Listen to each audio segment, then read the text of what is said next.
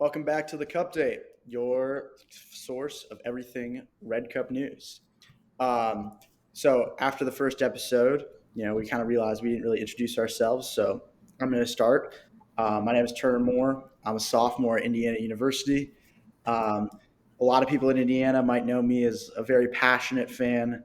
I'm often one of the first ones into games. I'm pretty much Mr. Indiana soccer, if that's a possibility. I've been to every Indiana men's and women's soccer game the last 2 years, um, like that. But I love soccer. I love basketball. I love football. I really like all things college sports, and it's a pleasure to be on this podcast. All right, I'll go from there. Folks, my name is Blaine Stockton. I'm a sophomore here at the University of Texas at Austin.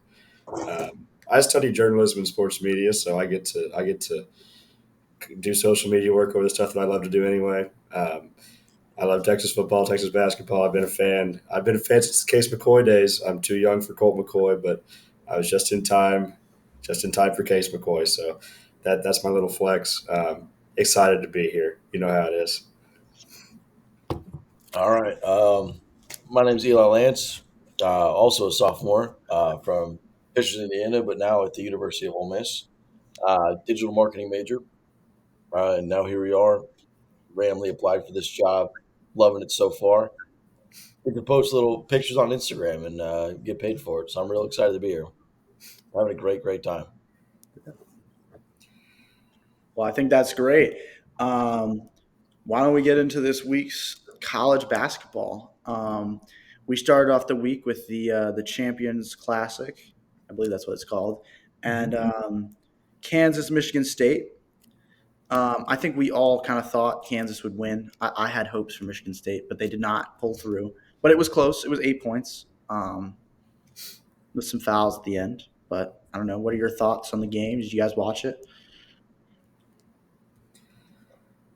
Well, I think the biggest takeaway, first of all, has to be that Hunter Dickinson still is who we thought he is. I mean, in whatever year this is for him in college basketball, the old man continues to do what he does. I mean, he stuffs the stat sheet in every possible category. He puts up 28 against Michigan State, efficient scoring, 13 of 21, um, 12 boards, 3 steals, and a block. I mean, he's going to take Kansas as far as he can take them. I mean, they have experience in that backcourt. I liked what I saw as a whole for Michigan State too. I mean, it's an unranked Michigan State team that we had some questions about coming in, apart from the returner, Cohen Carr. We know we're going to get from some staples there, but I mean, I'm encouraged by Michigan State as a Tom Izzo fan and as a Michigan State, I guess, casual guy. But Kansas is going to be at the top of that Big 12 race. They're going to be at the top of the national title race throughout the course of the year. We're going to learn a lot more about them.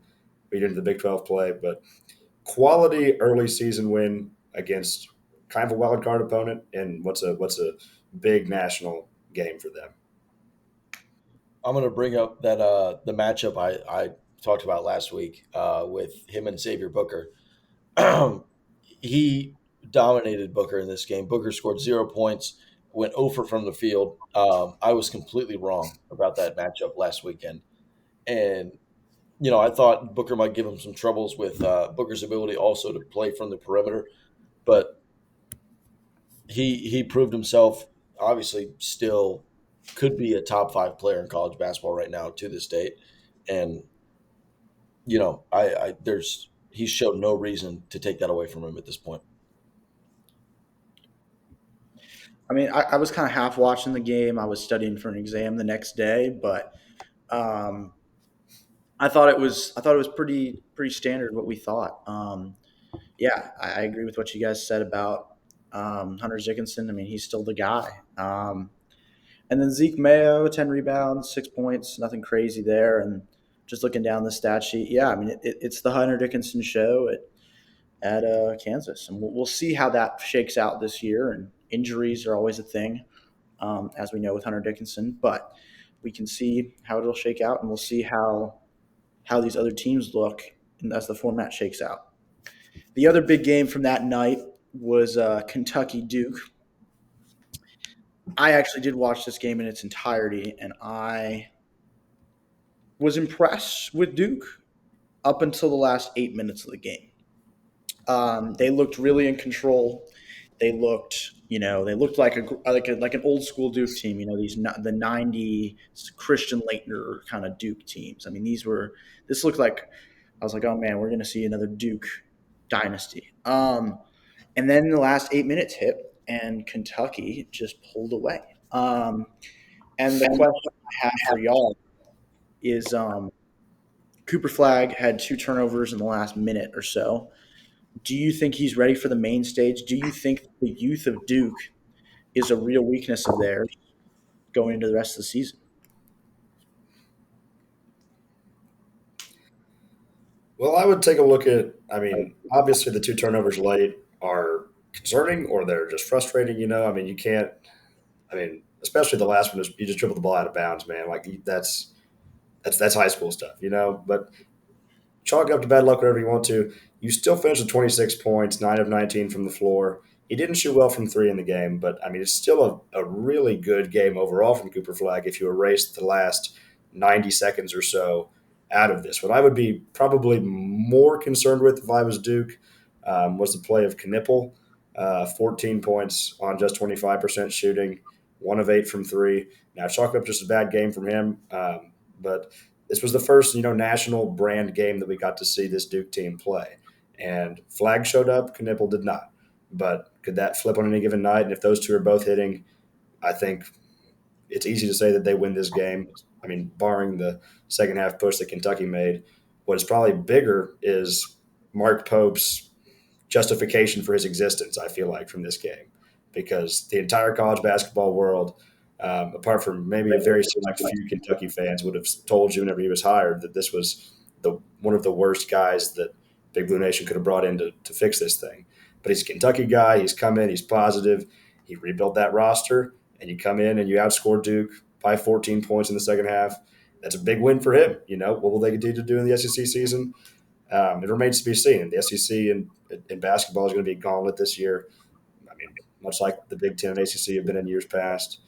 I'll be interested to see what Mark Pope can keep doing, but Duke will be fine, especially in the ACC. I'm not concerned about Cooper Flag, but it's a good early season barometer for a couple of our blue bloods to see where they're going to be at going towards the end of the season.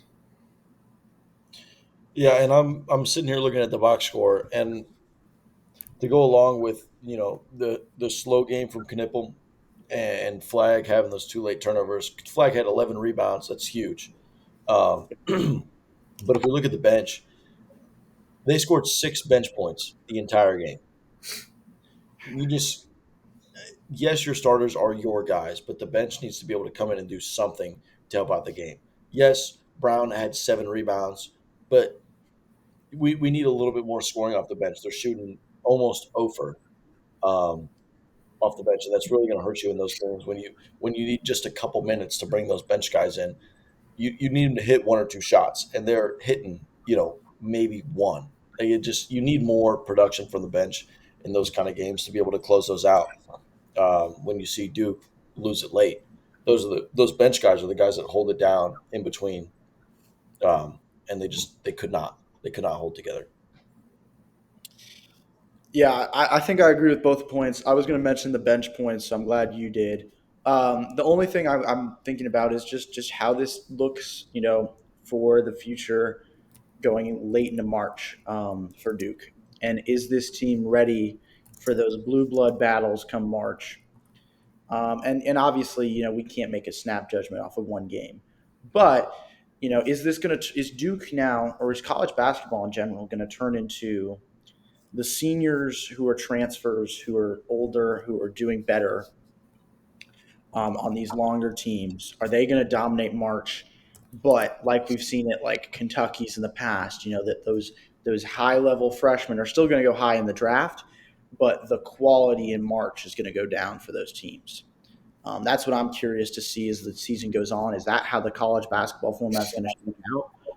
Or is it going to be more traditional? I'm not sure, but I'm interested to see how the whole transfer NIL thing has affected everything, and to see how this Duke team does, because I do think they're really entertaining to watch. I also Um, go ahead. as we, oh, I was going to bring up one more point about this Duke game, you're good. about John Shire.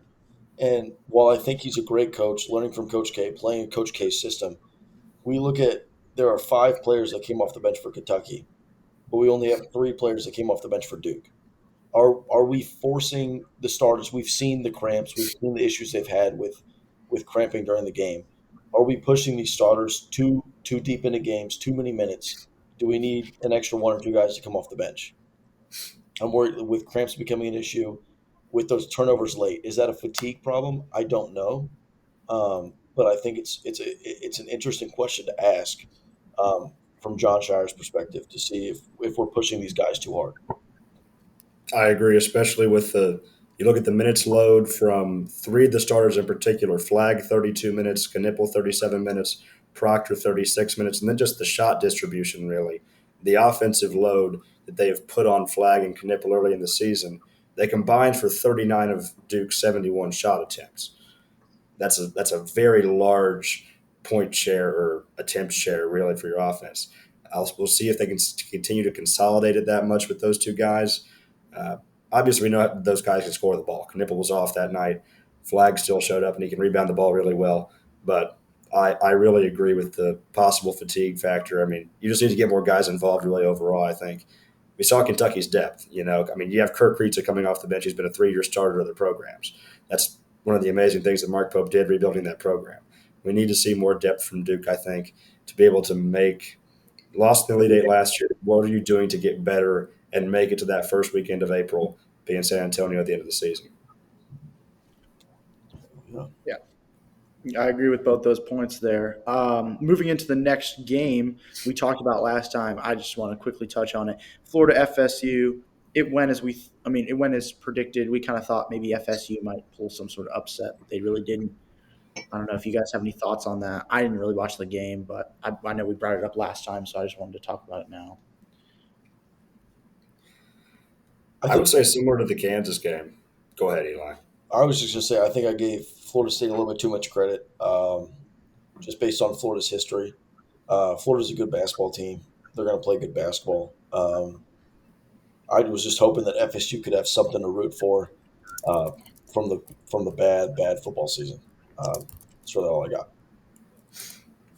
Yeah, I mean, I would agree. I think we gave Florida State maybe a little bit too much credit coming in, but I mean that's part of the fact of only playing 2 games before you get to see them against an actual competitive Florida team. I would be very encouraged if I'm Florida by the response of the team after what's been going on with Al Golden. Mhm. Very interesting allegations we've seen made against him. Whenever stuff starts swirling, especially early in the season, I mean, it's either going to galvanize a team or it's going to distract him and it's going to make it a whole lot harder to have a successful season. But Walter Clayton is who we thought he was. Same thing as what we said with Hunter Dickinson. Walter Clayton, 50% from the floor, 40% from three, 25 points. I mean, this is a guy who's going to perform well. Played well for them in March. This is a talented Florida team that's going to be right in the thick of things. Can they make the jump to the top tier of the SEC with the Auburns, Alabamas, who we're going to talk about in a minute? But encouraging from Florida here early on. You get a 13-point lead at halftime, then you just kind of cruise the second half. Win a big non-conference game on the road against Florida State. I think that's great points from you guys. I didn't watch the game, but I was looking at the box score. I mean, it just seemed like, Florida State is not really in it. They scored the same amount of points in the second half as Florida, but as we know, if you're down a lot, it's kind of easy to do that. Um, Texas A&M versus Ohio State. We were talking about Ohio State maybe being a Big Ten power, maybe doing something. They beat Texas. Um, Close game, I want to say, but nothing. I don't. It seemed like A&M was in control for most of it, from what I saw. Was it just a fluky night from Ohio State against Texas, or are they, did they just have an off night here against the Aggies? I'll speak to back to my gold coin last week on John Mobley Jr. And not just him, but the entire team shooting 26% from three is just not going to cut it. You had multiple guys that were over. Mobley Jr. shot 7, only made 3. Um, Shooting percentage, field goal percentage itself is at 34%. It's not going to cut it shooting that low of a percentage. Um, I, I think it was an off night for Ohio State, but I do want to give credit to a very solid Texas A&M team who came out slow early, um, but has since put it together a little bit more. I'd have to agree. I mean, that's a solid Texas A&M program that Buzz Williams has built down there. Um, I would have to say this is who Ohio State is going to be. I think what we've seen the first 2 weeks of the season is the same team they're going to be the rest of the year. I mean, they're going to live and die by the 3-point shot. They're going to take a lot of them. They're going to hope that they make them in a high percentage. I'm going to look back to the Texas game. They shot 14 of 28 from three. You shot a similar number against A&M. You shot 30. You only made 8. So down from 50 to 26%. It's going to be a volume 3-point shooting team. And whenever you live and die by the three, you're going to have bad shooting nights, obviously. And that's what A&M forced them into. I mean, we were watching this game in the cars. We go up to Fayetteville, and you look at the scoreboard, and you're like, well, Ohio State has 3 points in the first 5 minutes. Where was this when they played Texas, at least from our perspective? Um, so I'm not too concerned about Ohio State. I mean, it's an early season game. You go on the road. Reed Arena is a tough place to play. Buzz Williams get those boys hyped. A&M is going to be. I think we put them in the same category there with the Floridas, the Texas, in that kind of second tier of the SEC. It'll be interesting to see because those teams are going to be able to beat anybody, but I feel like they could probably also lose to anyone in the SEC on any given night. So how it turns out for A&M will be interesting to see the rest of the season. Yeah, I was looking at just kind of the stats of this game. 40 bench points for A&M plus 16 second chance points compared to 25 bench points and 9 second chance points for Ohio State. It's tough to win games when you're just not scoring as much. I think that can be just a real problem. As we talked about, the shooting percentages were not great for Ohio State. I think that they're a young team. They look decent. I still like them. It's going to be a gauntlet for Indiana, obviously going in there. It always is. Playing away anytime in the Big Ten, I think you can always lose a game. Um, so I'm excited to see how that shakes out. And I'm excited to host them in Bloomington in the I guess early spring, late winter. Um, but I think we are looking at the Big Ten and the SEC as these powers of conferences. Um, the big matchup of the week, we talked about it last week. Number one team in the country goes to Mackey Arena. What do we think? I'll let you guys take it away. Well, I do have to open, I guess, with an apology to the Big Ten. I mean, in general, did I say the Big Ten was going to suck in basketball this year? Not necessarily. I thought they were going to be worse than the traditional Big Ten. I had questions about Purdue, being the highest ranked Big Ten team. They're at number 13, um, and they proved everything that I said wrong in that second half, particularly. You have a great game in the first half, and as we're watching, it seems as though Alabama is on the cusp of putting this game away. They get up to, I think it was 50, 65, 59, something like that. You think, well, okay, maybe you get Mark Sears a little bit. You need one more shot. Get it to 8, get it to 9 points. This game is really over. You take the crowd out of it, and you can silence Mackey, and you have the game won. Then Purdue answers with a 13-0 run promptly, and that place is going crazy. All momentum swings in the Boilers' direction, and Alabama just never really gets it back within more than 5. So credit to Matt Painter, credit to Purdue as a whole. I think this is the best win in college basketball, obviously, here early on in the season. Um, I'm excited to see what Purdue can do the rest of the way. Trey Kaufman-Renn obviously stepping in as the more so scoring big for Zach Edey is going to be big for them. He had 26 on 12 and 23 from the floor against Alabama, um, go along with 8 boards. So he's going to be really good. CJ Cox off the bench, 11 points on 4 or 5 from the floor. So Purdue is still going to be in the mix. Purdue, at least after this win, you have to put them at the top of the Big Ten for now, but there's certainly going to be challenges the rest of the way. You look at Indiana, you look at Michigan State, Illinois is still going to be there. But very good win for the Boilers, and I do apologize to the Big Ten for my asinine comments. Looking at the box score once again, Mark Sears 1 from 6 from three. That's a guy we know very well to be a great perimeter shooter. Did not have his best game, and it's basketball, that happens. You would expect other guys to step up and fill in that role, but Mark Sears is supposed to be a marquee guy here at NCAA this year. Did not have his best game. Still scored 15 points. But I'm more impressed with Purdue and Matt Painter. Matt Painter being able to rally his team, big game at home, to be able to lock them in and to win this game. You got Braden Smith, who I highly tout him. He also didn't shoot very well, but still scored 17, got 10 assists, had a double this game. I'm really curious to see how Purdue continues to rebound with the loss of their center, who happens to be Yao Ming. Um, I was more than impressed with how they dealt with not being able to have him on the court. And this is a Purdue team that a lot of people counted out, but still has a great chance to be very competitive in March.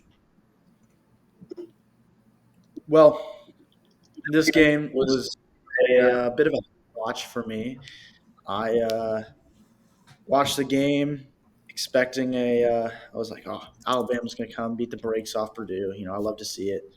Any team that's playing Purdue is my favorite team. But, and then I also, I was thinking about the podcast. I'm like, okay, well, at least if Purdue wins, I can say the Big Ten is good. So that's what I'm doing now. The Big Ten is good at basketball. Let's talk about it. Some percentages I was noticing from the game. Um, Purdue shot 49% from the field, but I think more shot 56% from three. Um, they made the same number of threes as Alabama, but Alabama only shot 31% on almost double the attempts. So I think that's a huge thing for Purdue. And the other thing I saw going forward, Purdue was only 16 for 25 from the line. Purdue last year won a lot of games at the line, whether it was Zach Edey or it was other players. Whether or not that becomes their Achilles heel, I'm curious to know, or if it was just the first nerves at Mackey, playing the number one team in the country. But free throws last year were a really big thing for Purdue, getting far. I would like to see how that affects them in the future as we go into the rest of the season. As a team that struggled with free throws last year, I was a fan of Indiana. I think we shot at the end of the season like 43% from the line. It's terrible. One of the worst teams in like college basketball. It sucks to not be good at free throws. So, if there's a negative you can take away from this Purdue game for Purdue, it's the free throws and getting those locked in. But great win for the Big Ten. We're a real conference. We don't mess around. I think anyone knows that it's tough to play away at a Big Ten play arena anywhere. And Mackey is certainly one of those places. So, as we move into the rest of this season and the rest of these non-conference games, I think people are going to be excited to be playing in, the Bahamas and not Mackey Arena. Moving on into the rest of the week, unless you guys have any other thoughts or final thoughts on this game. Okay. Well, Wisconsin, Arizona. How about the Big Ten here? Wisconsin, they haven't been great college basketball-wise a little bit. They go in, Arizona Wildcats, number 9 team in the country, and they beat the brakes off and winning by 25. I'm going to let you guys react first, and then I got some thoughts to conclude with. Well, I indicted the entire Big Ten last week, and I was wrong for that. So this week, I am going to be indicting Arizona and Tommy Lloyd. Not nothing personal against this Arizona team, right? Tommy Lloyd does great stuff from the Mark Few coaching tree. He's rebuilt Arizona into a consistent top 10 team in the country, and we just haven't seen it translate into March. That's been a struggle the past couple of years. Got to a Sweet 16 a couple of years ago. It's just not translating like we want it to in the big NCAA tournament games, obviously. Now, the interesting thing about Arizona is that Tommy Lloyd has built them into a team that's just going to try to outscore you no matter what. They tried to outscore Wisconsin, and they failed very miserably. Whenever you score 88 points in a college basketball game that does not go to overtime, you should win that game probably by at least 10 points, depending on how the game feels. You gave up 103 to this Wisconsin team. You allowed that on only 48% from the floor. That's partially the pace of the game. It was a high possession game. I'm impressed by Wisconsin, to be able to score that efficiently.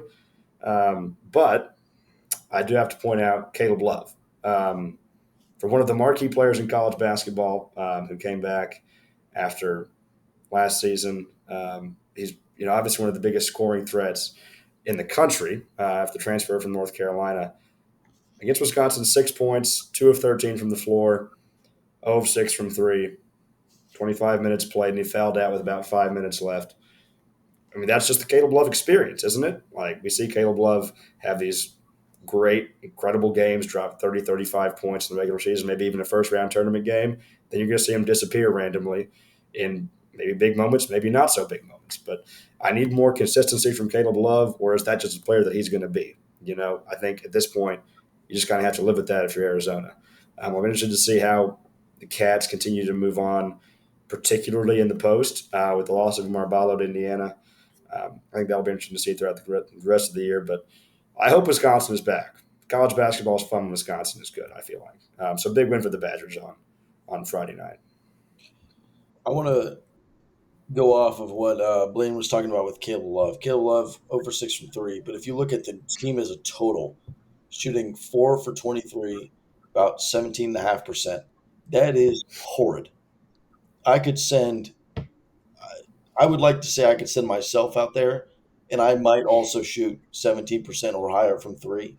Um, you can't have that. You can't. Well, one, you can't give up 103 points, and two, yes, you scored 88, but you shot horribly from the field.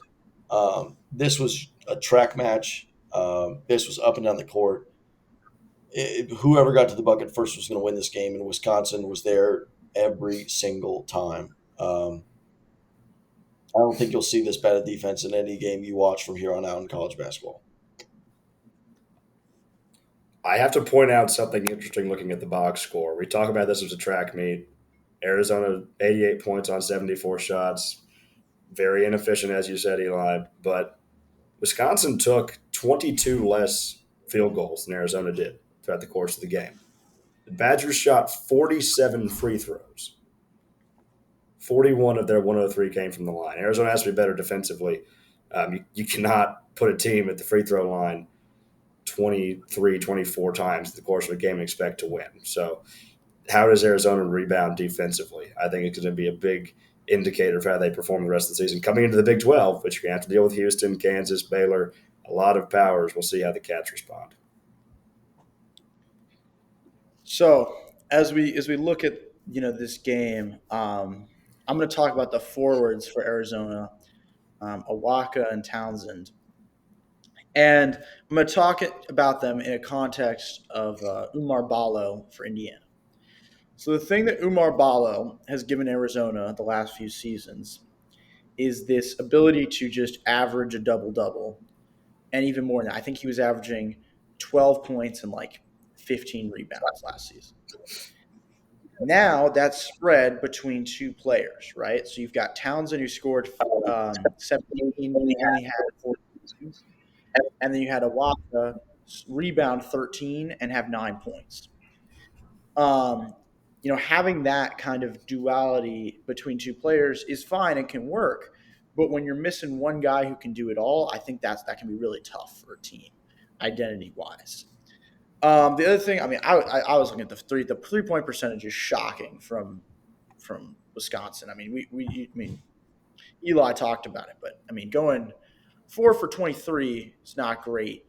But the reality is, this game.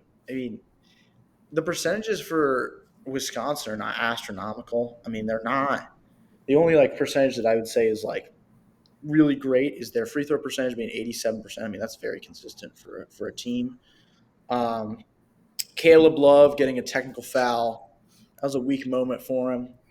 Um, yeah, I mean, I think this was just dominance from a Wisconsin team that is well coached. And again, it's tough to play away at the Big Ten. Playing in the Kohl Center is tough. So we'll see how the SEC responds, and we'll see how the Big 12 responds to this, but to these kind of losses away as they move into their conference plays and their Thanksgiving special games. But I'm excited to see what the future holds for these Big Ten teams as well. And does Wisconsin move into the rankings? Maybe, maybe not. We'll see. Finally, there was one more away game this week, and I'll talk about it briefly. I don't think you guys watched it really, but South Carolina at Indiana. First kind of big game back in Assembly, which is always special for the Hoosiers. What is one of the most historic arenas in basketball. Um, Pretty dominating win, I would say. Mackenzie Mbako, for people who aren't familiar with him, is going to be one of the best players in college basketball. Learn his name. He's a beast. The guy seemingly can't miss shots. And he's gotten much better defensively and rebounding. I think those were huge criticisms of him early on. He seems to have remedied those kind of issues and looks really, really great this season. As we move into the conference play this season, I think you guys will start becoming more familiar with him. And then Miles Rice as well, the transfer from Washington State, had quite the game on Saturday. He looks like the elite point guard that he was, and now really seems integrated with this Hoosier team. So I'm excited for Hoosier basketball, as everyone in Indiana is. As we say in Indiana, there are two seasons. There's basketball season, and there's getting ready for basketball season. So I'm excited for this year, and I'm excited for Hoosier basketball. Do we want to transition into college football now? I don't see why not. Okay. Just wanted to bring up one point real quick about that IU game. Okay. Shot incredibly from the field. I mean, almost 50% from inside and outside the 3-point line. You can't beat a team when they're shooting, 50%. That is unbelievable. Goody had a bad game, but he'll be fine throughout the season. We saw him play at Illinois in previous years. He can shoot the ball. It's one bad game. It's a dangerous, dangerous IU team. I'm excited. I don't know. I love to hear it because it's charging my delusion right now. So I'm excited for that.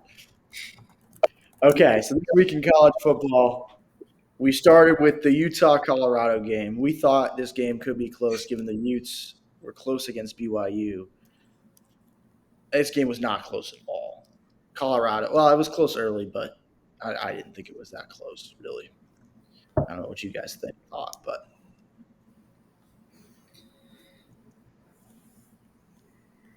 I think the first thing we have to talk about is the fall off of Utah football this season. So we come in.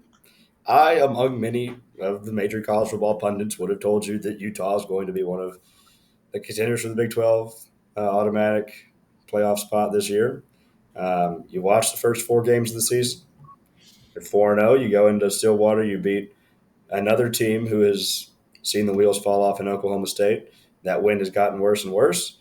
And that win on September 21st is the last win that Utah has recorded so far. 6 straight losses. Arizona, Arizona State, TCU, Houston, BYU, and now Colorado. I think what is the most concerning is how anemic the offense has been. We have never made out Kyle Whittingham to be an offensive guy, right? We thought with the return of Cam Rising, this would be a team that could, be at least competent offensively, which with the stout as their defense is, we thought that'd be enough. They scored 24 points against Colorado, which is the most points they have scored since September 14th. That can't happen. You scored 10 against Arizona, 19, 7, 14, 21, and finally 24. I mean, it's just a disappointing season for Utah. On the Colorado side, they control their own destiny in the Big 12. We could be seeing Deion Sanders with a bye in the first round of the college football playoff. Or once again, Boise State's still there. Boise State, at least in the AP poll, is higher ranked than the highest ranked Big 12 team. So, interesting to see what the Buffs can do. I think with the way they're playing right now, they have to be the odds-on favorite in the Big 12, right along with maybe Arizona State, who we'll get to a little bit later. But all the credit in the world to Deion Sanders, especially after that Nebraska game. I thought they were soft again. They come out 8-2 now. Big time props, Deion Sanders and company. Yeah, I don't know. It's really easy to sit here on a screen and talk down on Deion Sanders and what he's done with Colorado. Um, you see a lot on social media, a lot more about non-football aspects than you see football aspects. But Dion will sit there and he'll be a social media guy. He'll be you see him on commercials, but the guy knows football and he's brought in a lot of really good players through the portal and through recruiting. This is a Colorado team that I think they could win the Big 12, but from there, I'm still going to be a hater. I'm not going to lie. I think their destiny ends with maybe a first round bye if they win the Big 12. I don't see them being able to put up their social media hype against an SEC team like Texas or Ole Miss or you know I just don't see it personally. Yeah, I'm kind of with y'all. I like. I don't know. I'll be honest. I'm a sucker for the Dion hype. I like seeing it on my social media feed. I like seeing all the antics and the fun this team gets up to. I also think they're fun to watch. I think Shedeur Sanders is electric, and obviously Travis Hunter is like the most dynamic player in college football right now, and that we've seen in a very long time. So I enjoy watching Colorado play. Um, this game, I'd say it's a bit of a nothing burger. As Eli said, they control their own destiny the rest of the season. But I'm excited for a potential playoff thing. And then the other thing that we got to talk about is do the Big 12 and Mountain West get these automatic buys and the ACC doesn't? I think that is the realer conversation to have. Rather than maybe the Big 12 not getting one, does the ACC not get one? Because Miami hasn't looked great. Clemson. Uh, um, so I'm interested to see that. And then finally, on the Colorado side of things, Julian Lewis has officially decommitted from USC. He's a five-star quarterback out of Georgia. He was looking at Indiana because his former quarterback coach is our quarterback coach. We stopped recruiting him last week after he has skimped out on back-to-back visits. But I'm excited to see if he ends up in Colorado and if Dion will stay after Shedeur leaves, and if he actually is like committed to Colorado as a program, or if he's just there for some shits and gigs for a few years. But I'm excited to see that. The next kind of big noon slot game was Texas Arkansas, and I'm going to pass it right over to Blaine because he had feet on the ground. So We did make the trip to Fayetteville and Allen W. Reynolds Razorback Stadium for a renewal of what was a classic Southwest Conference rivalry back in the day before the Hogs went to the SEC. And this was a game that we saw 3 years ago. Texas went up to Fayetteville in the second week of the season, um, but the team that ultimately finished 5-7, and they got their asses whooped. They got killed 40-21 in a game that never really even felt that close. As a Texas fan who was watching that game, I mean, I was pained by that, and I was concerned for how this team would do transitioning into the SEC. And then all the credit to Steve Sarkisian for building a team from the inside out to be able to compete at the SEC level now this season, because Texas owned this game with the play of the defensive front, I feel like. You look at Alfred Collins. Alfred Collins went to high school about 20 minutes from where I went to high school, Cedar Creek Eagle. Um, he has stepped up so big for Texas throughout the course of this season. Whenever they needed a big play, Hogs driving there in that fourth quarter in a 20-10 ball game, who makes the forced fumble? It's Alfred Collins. And who recovers it, but Michael Taft. I'm a big Michael Taft guy, the walk-on from Westlake. He's awesome. He finds a way to make big plays in big moments. Jahdae Barron deserves the Thorpe. Another pick for him. He's awesome. He's all over the field. He finished with a sack on Taylor Green as well, a couple tackles for loss. Now, what Texas fans are going to gripe about is Quinn Ewers, which is neither here nor there, in my opinion. I mean, the first half really lacked offensive rhythm. I mean, you put together 10 points and not really a whole lot else. I mean, you were gifted good field position on the bad punt. You got a field goal out of that. You were gifted good field position off the interception. You got a touchdown out of that. Besides that, Quinn Ewers takes 3 sacks on 3 third downs, and at least on one, it was a very bad missed read. You watch from the over the top angle, and he just never sees a wide open Silas Bolden on a crossing route for 15 yards on a 3rd and 6. Which, if you're a third-year quarterback who has aspirations to be a top 10, top 20 pick in the NFL draft, that's a read you have to make, But again, Texas somehow finds a way to answer, and it got a little bit scary there. Obviously, I mean, it's a after Texas had all of the momentum in a 13-0 game. I legitimately thought maybe we're going to get a shutout or something here, and then one big play springs a Hogs touchdown ultimately, and then 3-and-out Arkansas field goal, but then at that point, credit the Texas offensive line. You made some holes, and Jaden Blue made a big run. A little bit of devil magic made the ball go out of bounds on that fumble. Um, I think Texas is going to be fine. I mean, a lot of people are going to say that Quinn Ewers cannot win them a national championship. I think with this defense, I think Trey Owens to win them a national championship. That's a third stringer there in Austin. So, I mean, you can't help but be happy. As far as our experience, Fayetteville is incredibly nice this time of year. Um, I was harassed a couple times, but that comes with the territory. So I'm excited to have this rivalry back. I mean, I hate Arkansas now, so excited to have them in Austin next year. I will say, man, after watching Ole Miss go and play Arkansas and seeing what our offense was able to do, I know our offense is very highly touted. One of, like, in my opinion, the best offense in the country. Your defense is great, yes.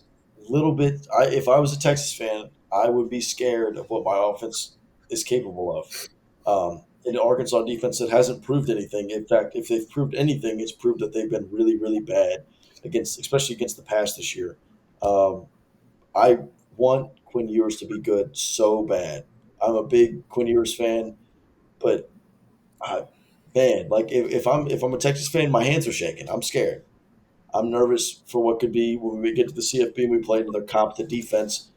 Can Quinn Ewers hold his own against a good pass defense? Like, especially what if his defense has their one game a year where it's not their best?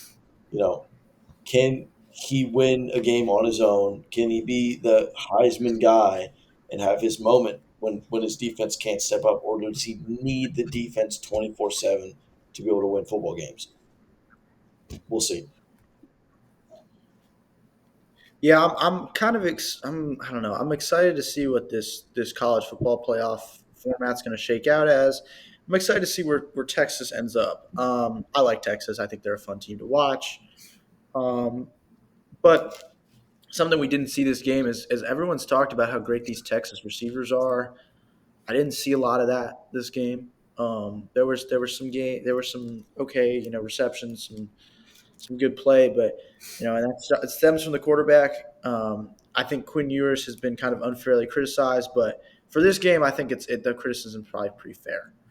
Um, we saw him bounce back. He's theoretically off the injury now. Maybe it's a hangover week. I'm not sure, but this could have been a better showing from Quinn Ewers, and I think it should have been a better showing. Um, we'll see where it shakes out. But Quinn Ewers is on a short rope with the Texas fan base in general, especially when you have Arch Manning sitting on the bench there and people love him. And I think that's part of the reason why he gets so unfairly criticized or has been. It's just because people see the Manning name and see oh yeah, whatever, how long touchdown run he had, it was 63 yards or something, and I think people get kind of, oh, we have this new shiny thing. Grass is always greener. But I think Quinn Ewers is a great quarterback. I think the Texas team should be fine, but I'm curious to see how they do against some some important competition. I also want to say a lot of people are saying Texas hasn't played anyone. I think any game in the SEC is a tough game, and just like the Big Ten, Texas has played people, and I think this is some unfair criticism of this Texas team as well because you can only beat who you have ahead of you, and we'll get into Indiana and why I think that, but you can only beat what's in front of you. The next game I wanted to talk about is just kind of something sneaky. I think I was texting Eli about this. Was Tulane Navy. Tulane is sneaky 7-2. They're sneaking into some people's ideas of CFP. What's going on with this Tulane team? Shoot, I know Ole Miss went to Tulane last year, and this was a game that at halftime I was on the toilet. I was very nervous. Pants were slightly soiled.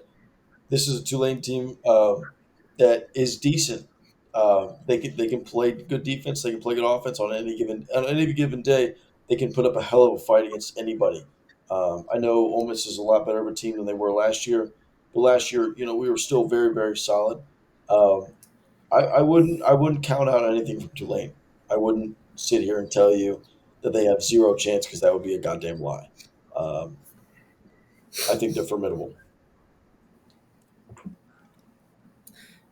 I absolutely agree with that. I would say anything is possible. I mean, could they sneak up and you get Army plays Notre Dame this week. If Army takes a loss, I mean, that's good for Tulane.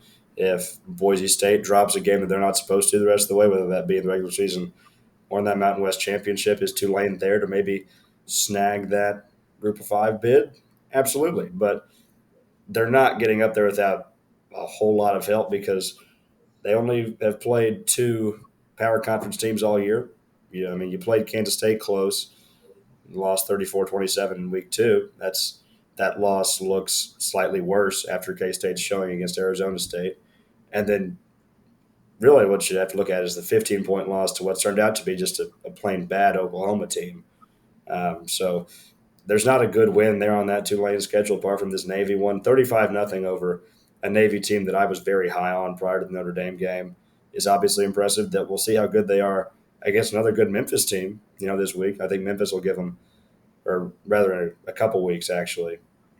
So what can they do against that Memphis team? But Tulane isn't going to challenge for that Group of Five without some help, but they're there to possibly be a 12 seed if Boise State should stumble, which we already saw Washington State go down. So anything can happen there out west. We brought up Navy. Man, I just want a huge shout out to Army. The Armed Forces this year are having a hell of a year compared to what they've done in the past. Uh, I want Army to be in the college football playoff so bad. Um, I think it would do wonders for this nation. I think it would do wonders for college football. I think the chance to be there is heavy, but they've got a hell of a matchup here at Notre Dame. And if they want any chance, they've got to at least keep it close. So we'll get into that later. But I mean, wow, this is an incredible year for our armed forces teams. I don't know what Air Force is up to, but we've got at least two of the three that are having a hell of a year. Yeah, I mean, I had just a little bit of thought on this game. Um, the Navy quarterback 3 for 10 for 13 yards and interception. It's not great. And then their rushing leader 7 carries for 31 yards. I don't know. This looks like a typical Navy game. I don't know. I grew up in D.C., so like we make the trip over to Annapolis. The joke was, you wouldn't really see Navy throw the ball that much. Kind of known for the running game. This looked like a pretty bad game from Navy. Does this make Tulane look decent? I'm not sure. People are talking about Tulane. I just thought we should talk about it. The next game we should talk about is the Arizona State Kansas State game and these ASU fans, what they're saying about the Big 12 and how they deserve to be in the conversation. So I want to hear what y'all's thoughts are on that. I would like to say, I told you so. Last week we were on this podcast, and I told you Arizona State is a great team that's lost a couple very close games against some solid teams. And look, I had good hopes for them. I knew that they would cover, but the way that they walked out there and dominated this game on the road, I would be scared for anyone that has to see Arizona State the rest of the year. They went out and proved that they could be a college football playoff contender here. Um, this is a name that I would be scared to come up in the rest of the schedule through the year. Um, I mean, first half domination, second half kind of cruise to the win, but wow, it is a incredible win for Arizona State and something that they in fact needed to keep their hopes up for the rest of the year. I have to agree. This is a very legitimate Big 12 title contender in Arizona State that has emerged here late in the season. I mean, I remember watching that Utah game, realizing, well, Cam Scadaboo is pretty awesome. I feel like you talked about, 21-0 in the first half. The game's already over. You go into Manhattan, that's a tough place to play. Against a well-coached team with Chris Kleiman in Kansas State, and you just beat the brakes off them in that first half and kind of destroy the will of the opponent. Um, as far as CFP, Arizona State has the two conference losses, but they're right in the thick of things with the tiebreaker. You talk about you would be scared to be any team playing the Sun Devils. Well, we're going to see BYU going to Tempe this week after a tough loss for BYU against Kansas. We're going to get to maybe a little bit later. But how is BYU going to respond against this Arizona State? I am very openly on Arizona State in this game. I'd be very fearful if I'm BYU that I'm about to drop a second consecutive game, and after climbing up to number 6 in the country, be out of the CFP race entirely because you wouldn't be able to win the Big 12. I like Arizona State. College football is fun whenever Arizona State's good, in my opinion. So I'm glad for Kenny Dillingham and company. And once again, Cam Scadaboo is awesome, and that is all. Yeah, I liked the Arizona State Sun Devils, like that Utah game we saw. I think this game, Kansas State. I don't know how good is Kansas State, and then what does this mean for Colorado? Is the other thought I have. Kansas State beat Colorado. I just don't know. We'll see where things shake out. I really want to watch this Big Ten title game. Now that's on my watch list for sure. Because it's just like there's going to be some dogs in the Big 12, regardless of who's in the game. And I'm excited for it. And as we said, we'll get into the BYU kind of matchups next week, but I think that'll be interesting. The next game I have on the list is Oregon, Wisconsin. And I would like to start because I'm pretty mad about this game because I wanted Wisconsin to win so badly because I think Wisconsin football is criminally they've had a really rough time this year and they got done really bad by a chop block call that was not a chop block at all and kind of cost them the game. Definitely cost them the game. Obviously, they had a chance to kind of bring it back, but Wisconsin's. I just feel bad for them. And then the real question I have for y'all is how good is this Oregon team? Like this to me, this is not a good look for Oregon as a whole, for Dylan Gabriel as a potential Heisman quote unquote candidate, or just what do they look like compared to an Ohio State and Indiana or Penn State in the Big Ten? What are we? I mean, did they get an easy draw in the Big Ten, and what are they going to look like in the future? So I was really mad. I think the Badgers deserve more from this. Oregon deserved the loss, in my opinion, and I would love your thoughts on this.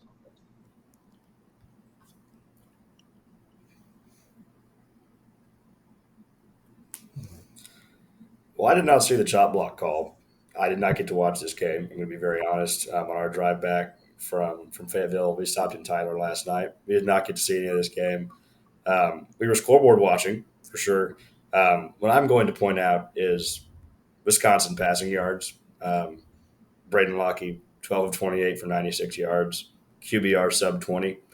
Um, Credit the Oregon defense, but also that's a Wisconsin offense that after Tyler Van Dyke went down early in the season against Alabama, it's hard to do a lot of things with that your experienced guy under center. It has been a tough year for the Badgers. Kind of a rough draw for them. As far as Oregon goes, I mean, we don't. I want to be able to confidently say. I really wish I could confidently come on here and say was that Oregon's the best team in the country, and I just kind of can't. I mean, they played all the credit in the world to the Ducks for that game against Ohio State. I mean, 32-31. Now, Will Howard makes a bonehead play when Ohio State's going to have a chance to win the game. But besides that, Oregon has not really impressed, I feel like, any of us throughout the course of this season. The 16-13 win against the Badgers here.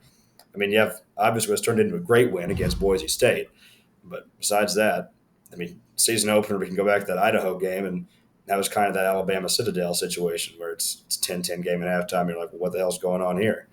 So is Oregon for real? I still don't really know.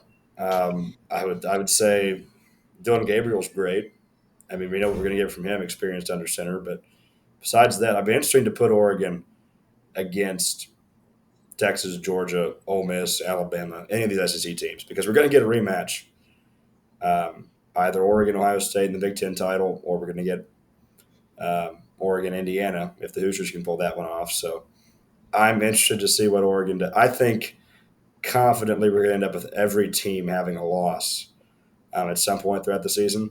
So I have a feeling no matter who Oregon faces in that Big Ten title, I think you get Ohio State, it's going to be a pissed off Buckeye team.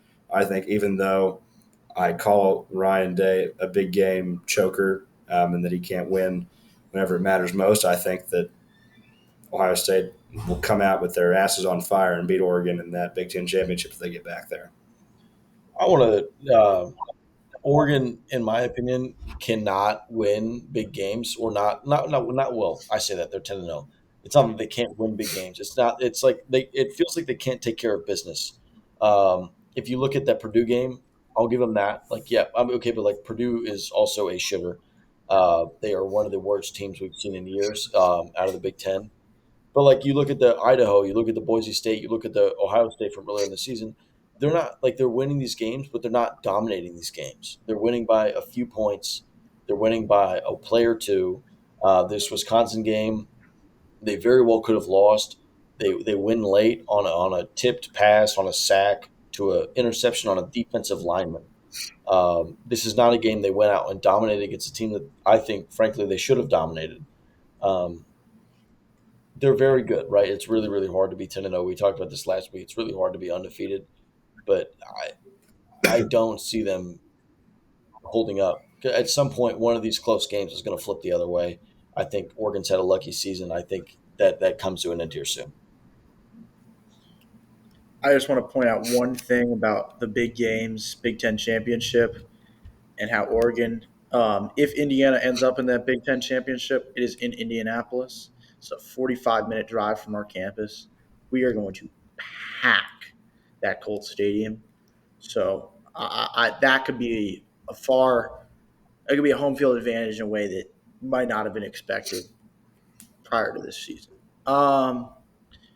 Tennessee, Georgia. I watched this game at the same time I was watching the Ducks and the Badgers. I don't know. I was not impressed with Tennessee. Georgia looked much better in every kind of facet of the game. It was close early, and then it just really wasn't in the second half. I think I don't know. I don't know what the college football committee is going to do with the SEC, but wow. I mean, the SEC what you see is what you get. I mean, Georgia was, I mean, by a lot of people's thoughts, the best team in the country going into the season. They still look it, but obviously they have two losses. Everyone's going to get a loss or two now. It seems in the SEC. How are we accounting for this in the college football bracket? I wish there was a published. I think that's what a lot of people are thinking. There just needs to be a published criteria so people can't argue about it. So we can't just say, "Oh, these guys are just making decisions in a room to make people mad and get ratings on a show." Uh, so I want to see. I wish there was more criteria. But wow, the SEC. I don't even know what you do right now with these teams. Yeah, I think it's. I mean, we've known this the past 5 years or so. Ever since that Josh Dobbs Hail Mary for the Volunteers, it's been all Georgia in this rivalry. Kirby Smart has owned the Volunteers. Um, it's no different on Saturday night. Tennessee had struggled throughout the course of the season with scoring in the first half. I believe they failed to score in three straight first halves earlier in the year. This time it was no points in the second half, which is not what we expected. You come out, you have a 17-all game at halftime, and then just kind of Georgia imposes their will, which is what the great teams do. I mean, Carson Beck, credit to Carson Beck. After all of the crap that he has gotten from me and from really the college football world, 25 of 40, 350 yards through the air, two touchdowns, along with one prance into the end zone. So good for him. I think, obviously, Georgia is one of the premier teams in the country, but the SEC teams are going to take losses, like you talked about, Turner. Um, I think it'll be interesting to see when the CFP rankings come out on Tuesday, what the criteria is with that kind of 7 to 10 range. Because obviously the AP poll is structured differently. It's just ballots, so it's a cumulative average of what the voters think. But AP poll has Bama 7, Georgia 8, so that respects head to head, obviously. But then Georgia 8, Ole Miss 9, which does not respect head to head. So I think it's interesting to see how the committee is going to want to order those teams and how Notre Dame kind of fits in amongst all of them as well, um, and how far Tennessee falls is another thing we have to be looking out for. Because all of a sudden the Vols, we were going to have a tough game to close the year against that stout Vanderbilt Commodores ball club. They're interested to see what the CFP committee does to unjumble the SEC picture here on Tuesday. Yeah, I'm looking at that, and you bring up the CFB. After seeing the AP poll, I'm as an Ole Miss fan, as an Ole Miss enthusiast, um, I'm nervous for this Tuesday. I mean, not really, but I see a great situation where we fall out of the top 12 this weekend. Just the way things are going to jumble out, I think you could see us at 13 or 14 in the CFB, which I don't see end up being a problem if we take care of business and win the next two games. But I think we're going to see us drop out of the top 12 just with all the chaos, and then make our way back in by the end of the year. But they look, the committee disrespects us every year. That could be biased from my end, looking at it from an Ole Miss fan perspective, but I think we're heavily disrespected every year, and I think there's just going to be another case of that this weekend. But I'm really not that worried about it because I feel comfortable going into the next 2 weeks, knowing that we're going to take care of business and get right back in there. But we'll see how it goes on Tuesday. Yeah, I think I agree with both your points. I don't. I'm not. I don't go to an SEC school. I'm in this Big Ten honeymoon right now, where everyone seems to be getting into the playoff picture. So I'm curious to see what happens. Um, like everyone, I'm waiting for Tuesday night. The final game of the week, I called it. Kansas BYU. I said this would be a tough game for BYU. I think this Kansas team is underrated. They're not bad. They're pretty solid. They took care of business against BYU. BYU are frauds. I think everyone knew this. I think everyone was waiting for this. The college football fan is pretty happy about this because I think a lot of people were sick and tired of BYU being anywhere near any of these conversations. I said we brought it up last week. This is a Kansas team that, yes, is, well, 4-6 now, but was 3-6 going into the game, who had lost only one game by more than one score the entire season. So if you just look at them from a paper standpoint, they did not get enough credit for who they were. Um, I thought BYU would go out and handle business, but obviously they did not. And I think this could potentially take them out for the rest of the season. And we brought up LSU last week and how um, we questioned their ability to bounce back from potentially being taken out of the CFP contentions, and they looked like shit. And I think I'm a little bit nervous for BYU now, knowing that they get that one loss. Does it kill their mojo like it killed LSU's? Are they done for the rest of the year? Do they bounce back and get a big win and potentially see themselves still in the Big 12 championship?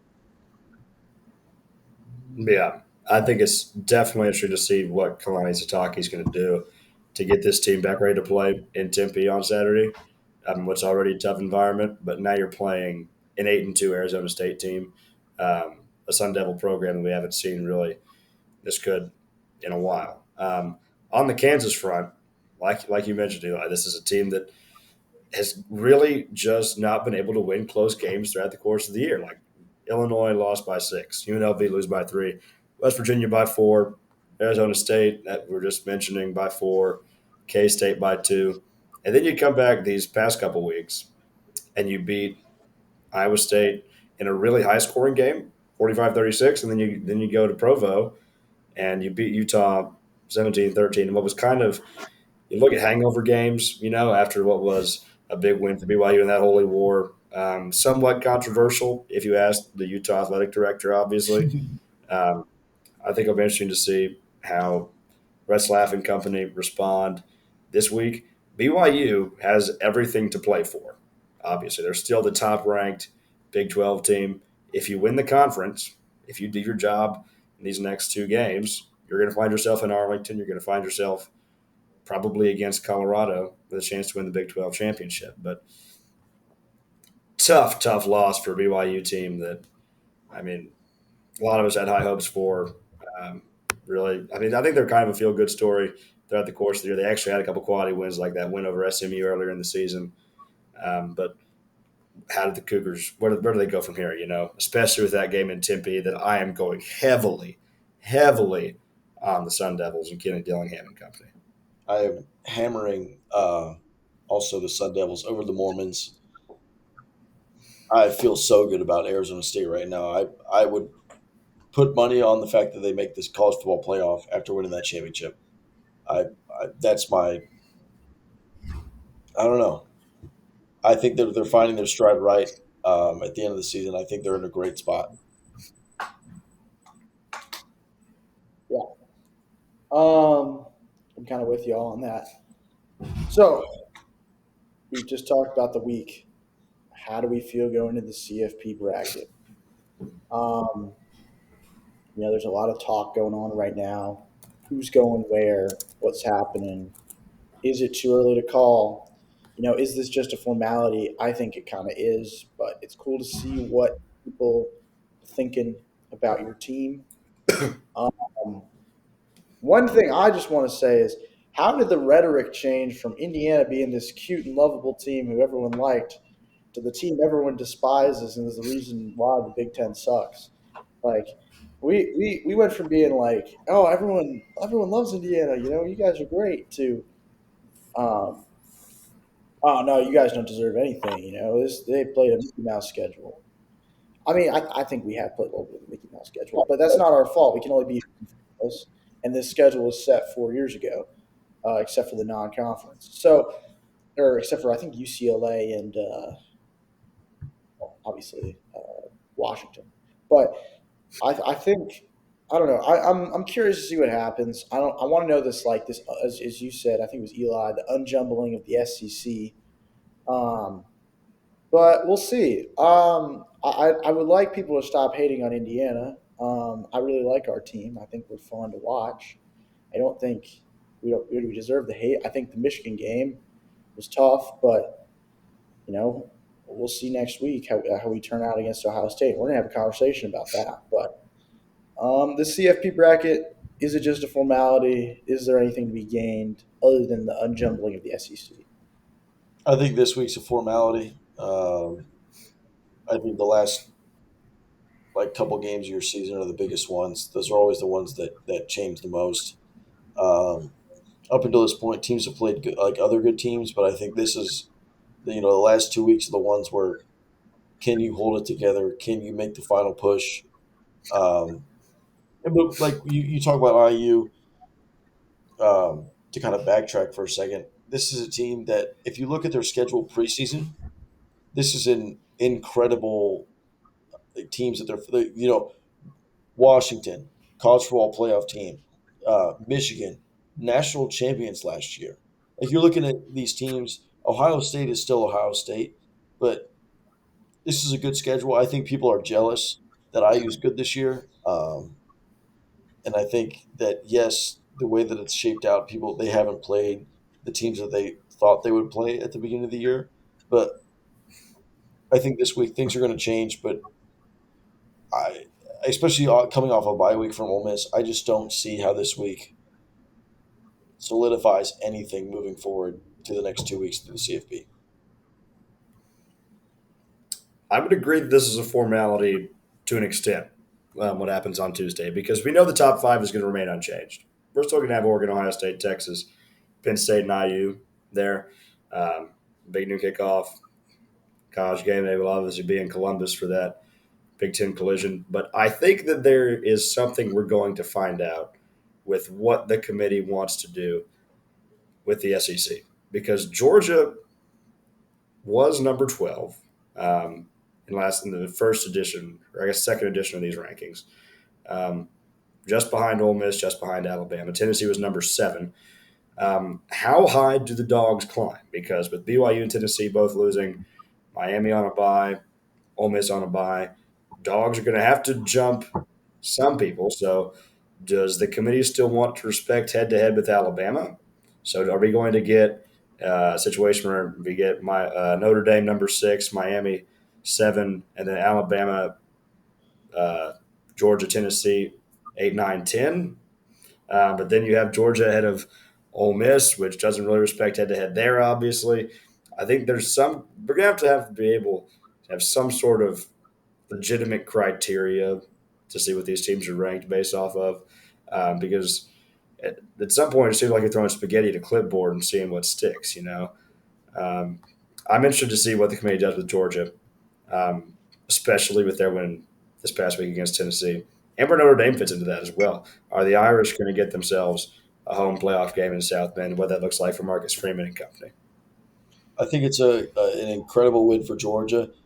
As an Ole Miss fan, I hate to see them jump us in the AP, and I think, like I said earlier, they're going to jump us in the college football playoff, and you could potentially see Ole Miss on the outside looking into a college football playoff ranking on Tuesday. But I want to bring up quickly, fuck Penn State. What are they doing in the top five? Seriously, they played an Ohio State team at home, got dog walked. I personally, I'm not saying that they're not a top 12 team, but I don't think that they're a top 5 team. I I don't get it. I don't see what the hype is. I don't see what separates them from the rest of the pack. I don't understand it. I don't get it. James Franklin cannot win big games. It's not just me saying that. There are incredible stats to prove that. Even at home, can't beat top 5 AP teams, can't beat top 10 AP teams. I just don't understand how Penn State is that high. I Maybe someone can enlighten me, something I'm missing. I do not understand it. What I would say to that Penn State point is that illustrates the lack of consistency with the committee, because some of the teams are ranked based off of who's most deserving. Like Oregon, obviously you're undefeated. You beat who we think is the second best team in the country in Ohio State. You deserve to be the number 1 team in the country. Otherwise, some of them it looks like it's eye test. Texas, as a Texas fan, who is Texas beating this year? Michigan, Vanderbilt. I mean, are they good wins? Am I going to back those up with all my life? Obviously, but they're not the quality wins you expect from other teams. I mean, I was looking at advanced their stats. Obviously, that's one quad one game Texas has played this year, and it was a loss to Georgia that wasn't particularly close, apart from there late in the third quarter. Penn State's the same thing, but then you have Indiana, who's just there because they're deserving. Indiana also hasn't played anybody. Indiana, I mean, we don't figure that Indiana passes the eye test. I don't feel like. I mean, I don't really know what to think of Indiana, but we'll learn a lot this week. Obviously, you'll give us some insights there, Turner. But it's a lack of consistency, because we use some criteria for some teams, some for other teams. Sometimes it's head to head, sometimes it's not head to head. I just want to see some kind of definite conclusions from the committee at a certain point prior to the final rankings, whenever they're inevitably going to give us some line of crap about why they left out the number 12 team over the number 13 team. I'll say I think this year with the new 12 team playoff, there's, like you said, Blaine, a lot of throwing spaghetti at the clipboard to see what will stick.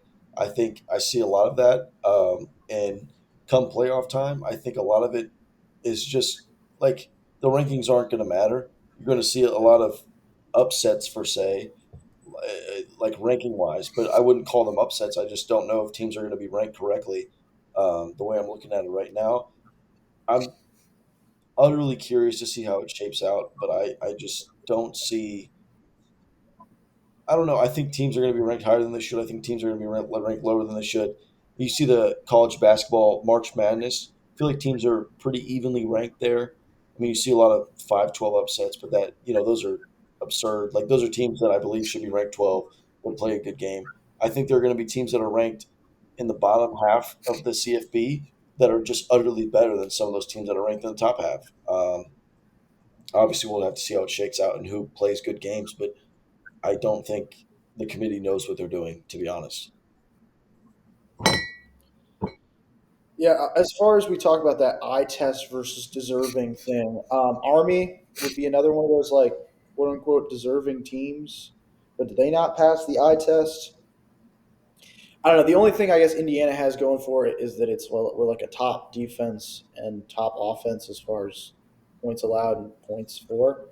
So I think that might be maybe that's the metric they're looking at for Indiana, but I'm really not sure. Again, I'm curious for this week. I'm curious if they're going to disrespect Indiana this week. I would love. I think that could happen. I think we could see because of the outcry, we could see a fall from like 5 to like 9 or 8, back to 8, I guess. So I'm curious to see what happens. Well, then why don't we get into next week? So next weekend we start the weekend with Eli's team, Ole Miss, Florida. Are Florida good? They beat LSU. We've talked a lot about Florida.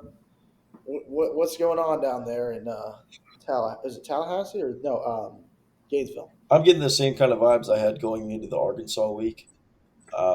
This is a team that has, on paper, not a great record. Doesn't look great. Lagway came back from injury and looked really, really good against his LSU team. Um, this is another game, like I said, going back to the Arkansas game. I'm uncomfortable walking into Gainesville. This is not a game I feel comfortable with. This is not a game I feel safe with. This is a game again that you can't roll out of bed with your PJs on and just show up and win. We're going to have to play a very solid football game for all 4 quarters, and this is a game that I just look. I think we have a very, very, very good chance to win this game. I think we're going to be fine.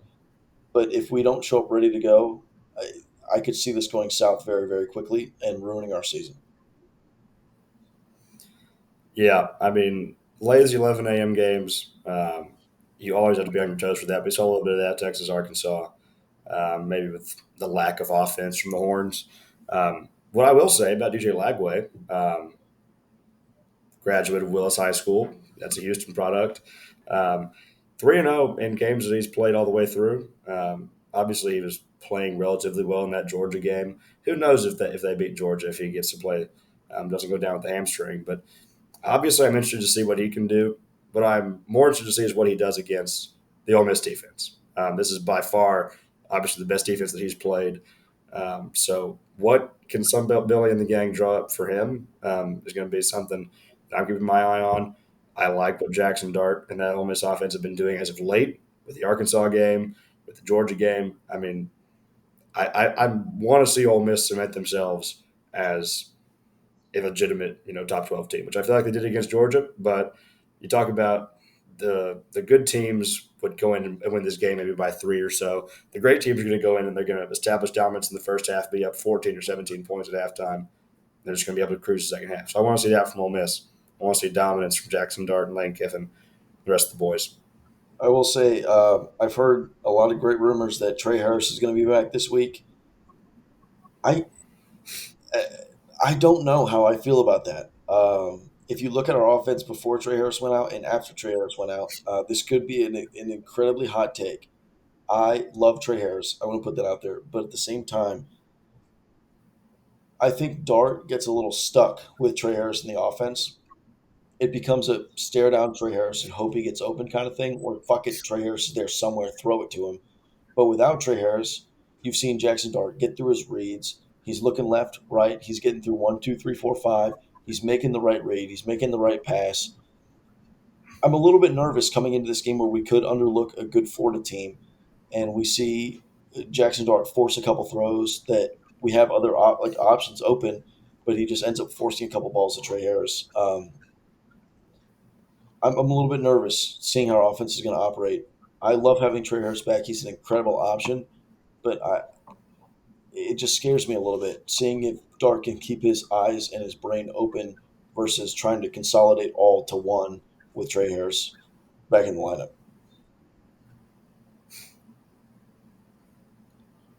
I'm kind of with y'all. I don't know. We'll see if Ole Miss can overlooks this Florida matchup. Um, I don't know. It could be tough. I think Florida is looking underrated right now, but also how good is that LSU win? Really, we didn't really talk about it, but LSU went out, laid the goose egg. We thought they would. I don't know how good is Florida. We'll see. It'll be an interesting game. I would like Ole Miss to win for Eli's sake, but I'm really not sure what's going to happen. Um, Next, we got a pair of Big 12 matchups. First one, ASU versus BYU. We've talked about this kind of the whole show. I think we're all on ASU. I'm not taking my money off them. I'll be honest. I don't trust BYU right now. That was a really bad loss from them. I like this Arizona State team. We've kind of been just hitting at this the whole show, but I think the Sun Devils look real good. I would agree, and I would say I talk a lot about Cam Scadaboo. Obviously, he's over 1,000 yards rushing on the year. Congrats to him for that. I think Cam Scadaboo is awesome. Take a look at the quarterback, Sam Leavitt for Arizona State. I've been impressed with him. Scadaboo did not score in that Kansas State game. Leavitt had all 3 touchdowns through the air. So I think this is a well-rounded Arizona State offense that's developed throughout the course of the year. I think they give you a lot of areas you have to defend if you're BYU.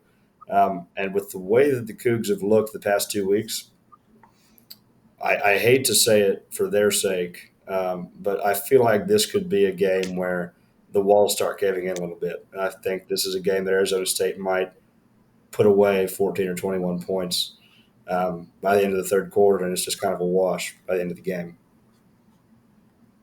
Yeah, I'd also be scared if I was BYU. Again, coming off the very, very close win to a shaky Utah team, and then seeing Arizona State walk out an absolute dog walk, Kansas State losing to Kansas for BYU. They have everything to lose here.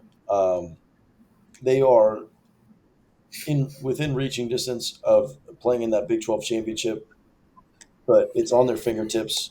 It could slip out very easily. I don't know. I once again with how well Arizona State played last week, I think if they can continue to play the ball they've been playing all year, I think Arizona State's going to be just fine. My money will be there. My bank account will be there. I don't see a reason why that can't go green for them. Yeah, I'm with y'all. I'm on the ASU money line or even the over. I don't know. I haven't looked at the lines yet, but we'll see where we're at here. Um, I I think I don't know. I've never really liked BYU. Maybe it's because I didn't like Jimmer Fredette, but I don't know. I've never been a BYU fan. I haven't loved watching them all season.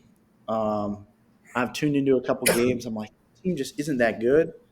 So I'm curious to see where they shake out here against what's a rolling Sun Devil team, as we've discussed. The second of the two Big 12 matchups, Kansas Colorado. Now, just like maybe BYU might have just been beat by a hot Kansas team, is Colorado a threat of being upset here? Obviously the Colorado defense has been the story the whole year of them not being quite good enough, or the O line, or whatever amount of excuses they want to make here for this Colorado team because the media loves them. You know, where where does this team shake out? Where does Colorado shake out? Can Kansas pull another upset, become bowl eligible this week? That would be interesting. Yeah, I think it's interesting to see how this Kansas team continues to play with these past 4 weeks. In the rear view, you're in a string of playing. This is now your fourth consecutive ranked opponent. You drop the first one to Kansas State, then you win a couple big ones against Iowa State, and BYU obviously on Saturday.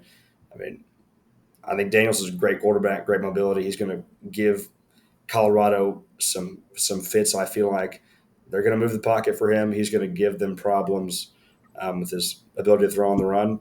What I worry about is the Kansas defense, probably against Travis Hunter and Shadur Sanders. I feel like there's going to be a lot of ability for the Buffs to exploit that. It's a Kansas defense to give up 36 to Iowa State, but then we saw them this past week and only allowed 13 against BYU. But how high powered is that BYU offense ready to begin with? Is my question. So I like the matchup for Colorado. I feel like, but it's all going to hinge on the shoulders of Jalen Daniels for Kansas. They're going to go as far as he can take them, and I think if he can really hurt Colorado with his legs, it puts them in a different spot to be able to win the game. But I love the way the Buffs have been playing lately. As a fellow Deion Sanders head coach hater, I have to admit, how well he's done throughout the course of this year. I think he has them peaking here late in the season at the right time. And I think it's at this point it has to be their Big 12 championship to lose, maybe along with all of our favorite Arizona State Sun Devils. I'm looking at some betting lines here. This game also opens up at 2.5, which was what BYU was against Kansas last weekend. Um, Kansas was unbelievable in their ability to put pressure on the quarterback against BYU. And this is a game where we have seen the struggles of Colorado's offensive line throughout the season. If Kansas can keep that up and continue to put pressure on Shadur, um, from what I've seen, Colorado is a deep threat offense. They look to push the ball down the field quickly. Their routes are a little bit deeper with Jimmy Horn and with Travis Hunter.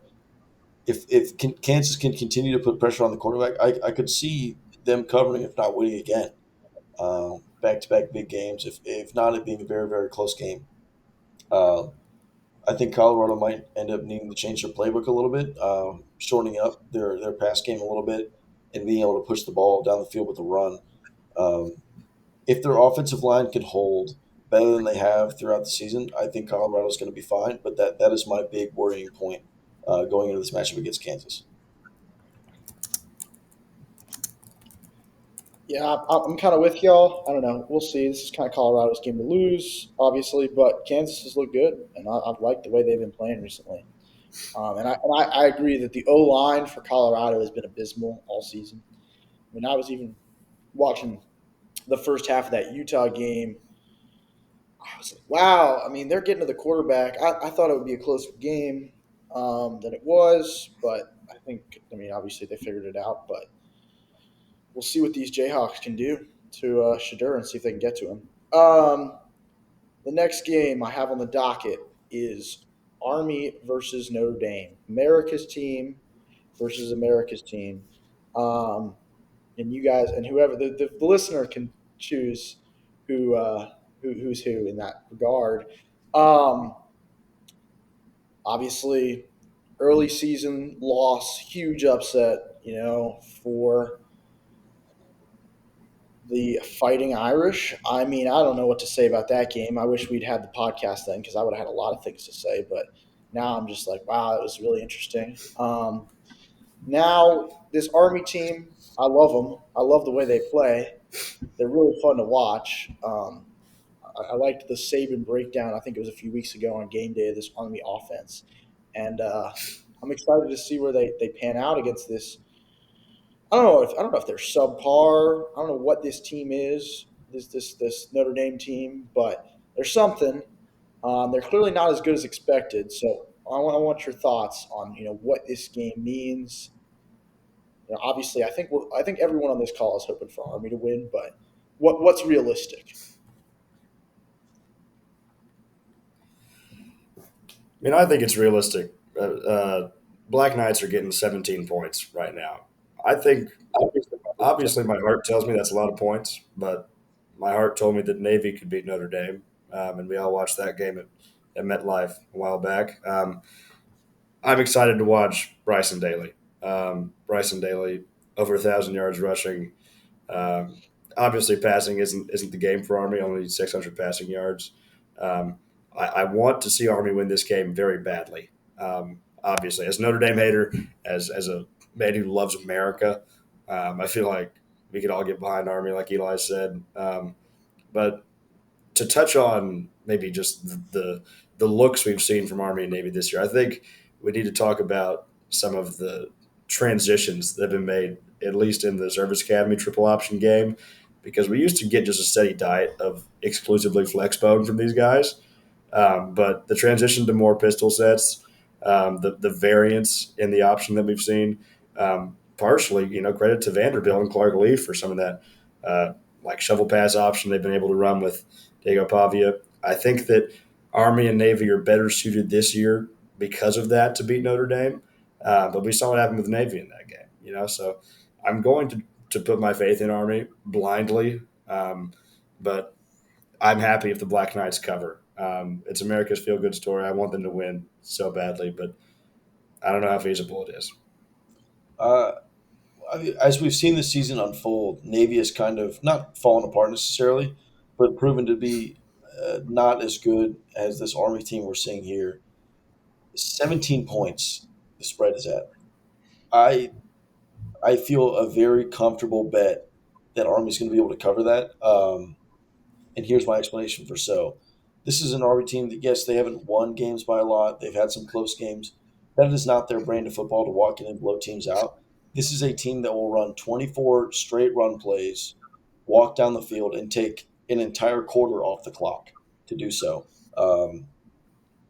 And I think that if Army can keep the ball and continue to get first downs like they have all year, they could end up controlling this football game and end up coming out of here with a 3 to 7 point win. It's not going to be pretty. It's not going to be a blowout, but this, I don't know. Something tells me that Army could walk in here and can control this football game and not allow Notre Dame to have the ball. I don't know. I feel really, really good about this Army football team and their ability to control the clock and control the football, control the game, and move the ball down the field at their pace and play their football game. Yeah, I'm with y'all. I don't know. Army's coming off the bye. Like, I don't know what that means. I mean, if they're a heavy run offense, if anything helps. I think 17 points is a lot, especially for this Notre Dame team. Um, and I just want to look at this Notre Dame game from this weekend. Obviously, UVA did not pull the upset we wanted, but I would say UVA is worse than Army, and they lost by 21. Granted, they allowed 21 points in the second quarter here. So I don't know. We'll see. I'm curious. I'm excited. Go Army, beat Notre Dame. I would like that. I think that would knock Notre Dame obviously convincingly out of the CFP and bring Army in, which I'm all for. And I would love Indiana to be the only team from Indiana going in to the CFP. Speaking of Indiana, the game of the week, College Game Day, makes its trip to Columbus, Ohio, to see my Indiana Hoosiers play the Ohio State Buckeyes. It's the big noon kickoff, 11 a.m. Central for you guys.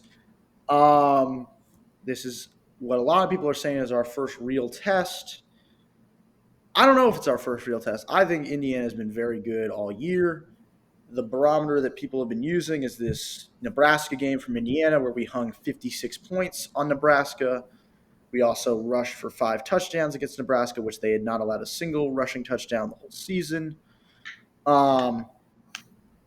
That then you look at what Ohio State did with Nebraska. They won 21-17. Nebraska was driving down the field. If Nebraska has 2 more minutes, it looks like Nebraska would have won that game. Obviously,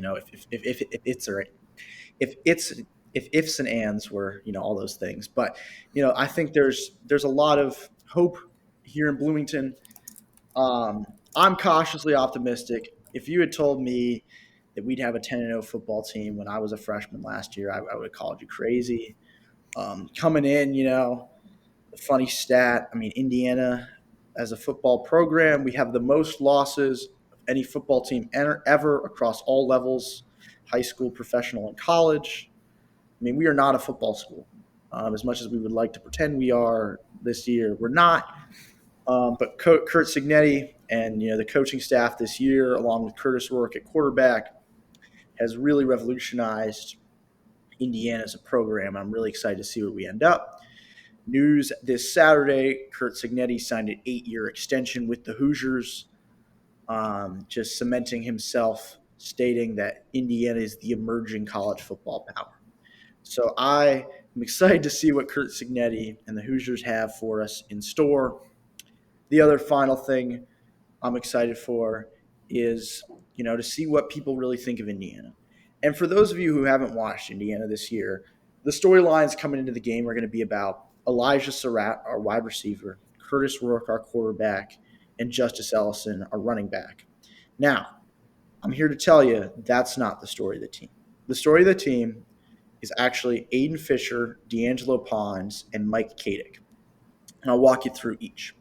Aiden Fisher, linebacker, is an absolute dog. He runs the defense. He's intelligent. Transfer from JMU, came with Coach Signetti, and it's clear Coach Signetti allows him to run the defense on the field as a real leader, a real, kind of statesman for the team.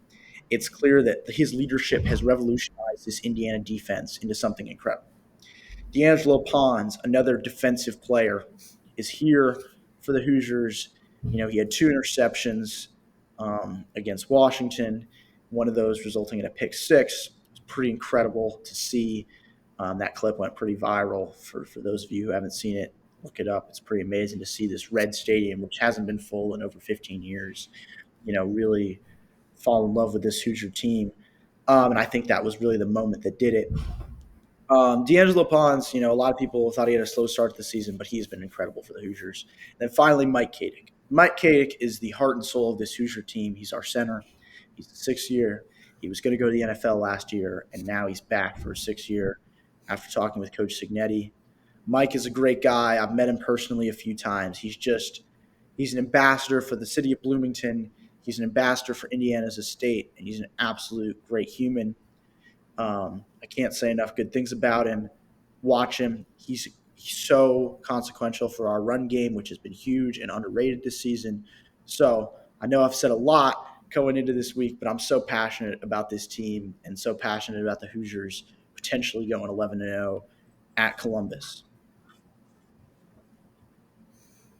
All I'm going to say in addition to that is please don't beat 2021 Michigan State. Please do not go in a top 10 game and get absolutely thrashed by Ohio State. I don't think my heart can take that as an Ohio State hater anymore. Particularly, you don't want to mess around. If you were to drop this game, if you're Indiana, you cannot afford to lose by more than 14 points. Because if you take a 3-score loss in what the committee and many people will say is your only legitimate game over the course of the year, I would not be surprised at all, sadly, if we see 2-loss SEC teams ahead of Indiana and if the Hoosiers are out of the playoff altogether. I think it gets very precarious when you're going to be comparing blind resumes of teams and you're going to put an 11-1 Indiana with the weak strength of schedule, the bad loss, if it's 21, 24 points against Ohio State, compare it to a 2-loss Tennessee. I think the committee is going to pick Tennessee 10 times out of 10. So if you're the Hoosiers, keep this thing close. I hope you pull it off.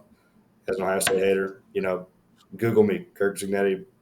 I need Indiana to bring this home for my heart and for America.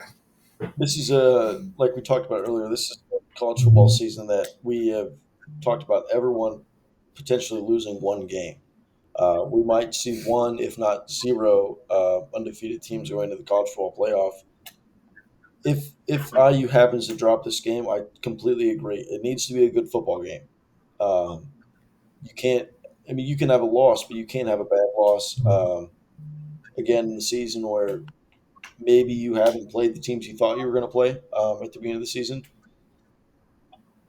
I don't see a problem with IU being able to play a good football game against Ohio State, especially since what we've seen with or from Ohio State throughout the season.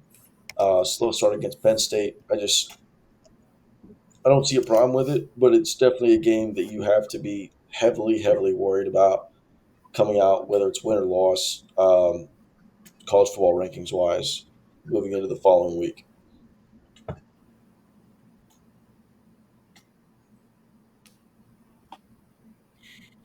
Yeah, I'm excited. I don't know. I may or may not be in Columbus. We'll see if where I'm traveling for the break. But what a year to be a Hoosier fan. I'm just so grateful that we've even come this far. I didn't even think I would go to all the games, but I can proudly say I've been one of, if not the first student in every game this year for the Hoosiers, and I'm really excited to see where we're at. They have us right now as 10.5 point underdogs. I'd say that's probably fair, but don't mess around with the Hoosiers. We'll see where we're at, um, and then we'll see how we do the rest of this season. I think that concludes. I mean, unless you guys have anything else to talk about for college football this week. Some other news. Monday, I think you guys will see this after that, but the men's college soccer tournament draw comes out. If you have the opportunity to go to a tournament game at your college, I could not recommend it more.